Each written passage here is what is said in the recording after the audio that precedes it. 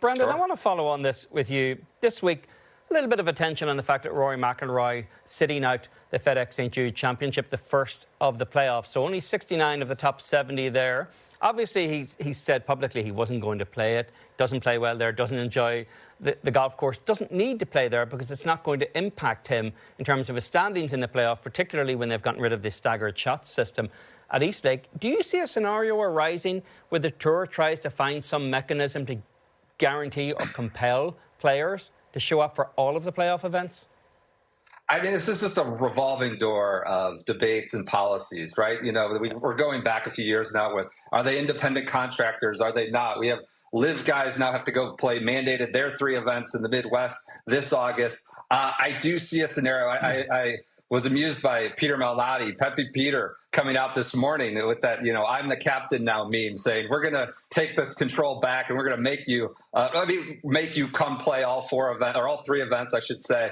I do see a scenario arising, not because Peter Malnati said so, but because sort of the sugar daddies and sponsors of the tour, who rightly put a lot of money and expect some return, expect some sort of guaranteed product or approximation of that product to ask for or advocate for some sort of policy. But as it is right now, Rory McIlroy, you know, the tour is bolstered by Rory McIlroy's presence, and he has the power to show up or not show up. And if he doesn't want to go to Memphis in August, well, I consider him smart for bypassing that. Shane, if new PGA Tour CEO Brian Rolapp came to you and said, hey, how can we improve the FedEx Cup playoffs, what would you tell him? Well, he hasn't, shockingly. I'm very disappointed. I'm wondering if he has my right number, if a digit got misplaced or something. But if he did, this is Ryan, this is a Shane Ryan hobby horse, so buckle up. But I have always said, just play match play. They go back and forth. They have the staggered start. Now they're going back to everybody starts at even par, which is fundamentally meaningless, right? Daniel Berger, I think, is number 30 right now.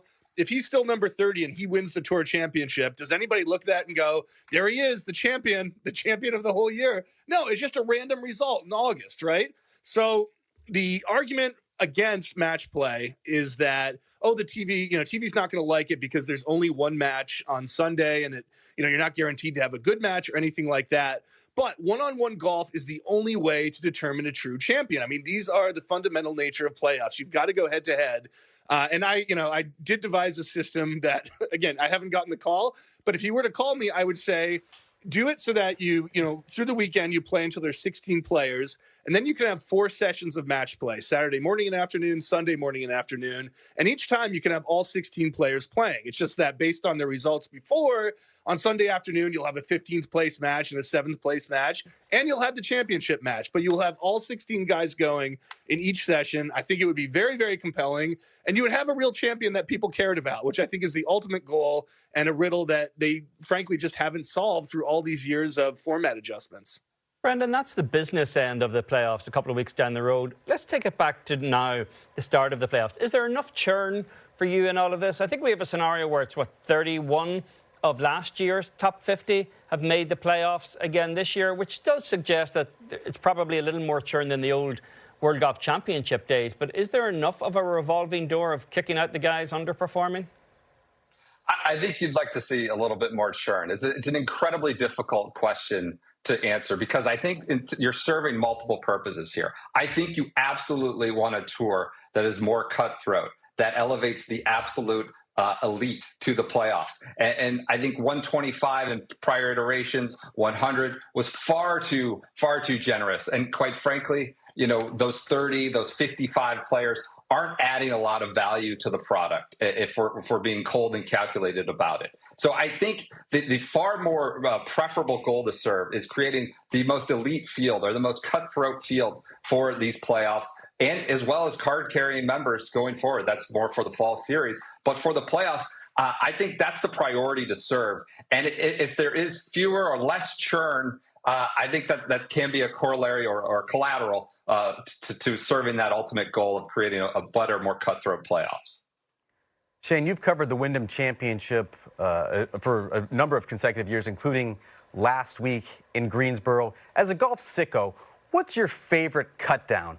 Is it 70, 50, 30, or at the end of the year now with top 100 fully exempt members for 2026?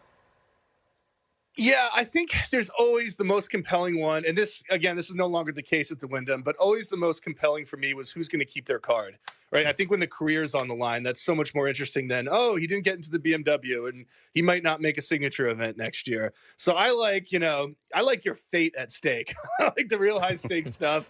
I like people, jumping for joy and crying and all that stuff. But that's what made the Wyndham so great. This year, really, the only cutoff that was interesting was the playoffs. And that was still somewhat interesting. But, I think when you're kind of staring down the barrel of, oh, gosh, I don't know where I'm going to be next year and I want to keep my card, that's always the more compelling story. Brendan, just on that subject of the Wyndham as we wrap up here, there's something that deserved some attention that happened Sunday morning. Eric Cole went out as a single early in the morning, shot even par 70 in an hour and 50 minutes. Will you here and now, in front of the American people, support a battlefield promotion directly into the playoffs for Eric Cole, for setting an example for the rest of these guys that you don't need to take 5 hours to play golf?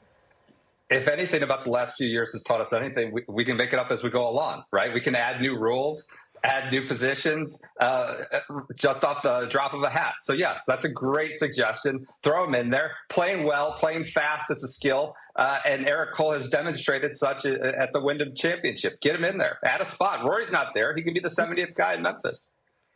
Shane, we've spent a lot of time talking about the PGA Tour's FedEx Cup playoffs, but Liv is actually closing out its season with 3 consecutive domestic events that are going head-to-head against the playoffs. Is that smart? Or is that silly on Liv's part?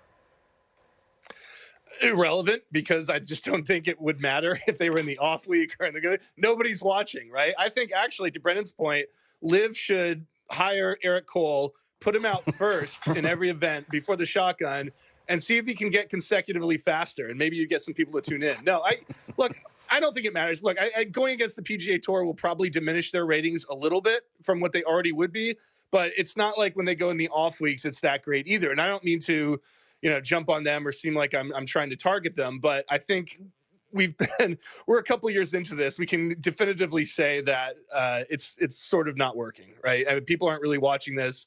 And I don't think any, scheduling tweaks or anything like that are going to be the big riddle to solve. It might be Eric Cole. That might be the only solution at this point. Well, I'm sure no one's going to hop on social media later and tell you were wrong about that take on Liv Golf right there. Shane, Brendan, it's always great to catch up with you guys.